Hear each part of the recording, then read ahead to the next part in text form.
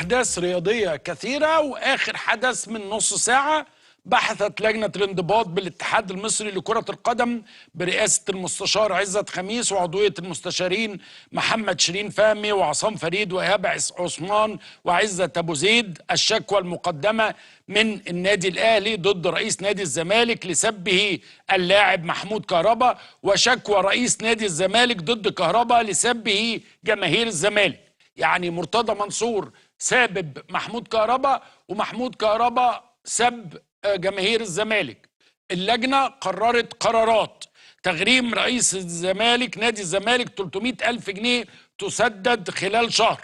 حرمان رئيس نادي الزمالك من دخول الملاعب لمدة شهرين في المسابقات التي يشارك فيها نادي الزمالك، تحذير رئيس نادي الزمالك بخطاب رسمي من العودة لمثل هذا السلوك وتذكرته بالقواعد الانضباطية. كما قررت اللجنة معاقبة لاعب النادي الأهلي كهربا بالإيقاف لعدد 12 مباراة في المسابقات التي ينظمها اتحاد كرة القدم أو رابطة الأندية، غرامة 1,000,000 جنيه تسدد خلال شهر، تحذير النادي الأهلي من تكرار قيام الجماهير باستخدام عبارات أو إشارات تنطوي على إخلال بالقيم والأخلاق والقواعد الرياضية. يبقى مرتضى منصور تم عقابه وتغريمه،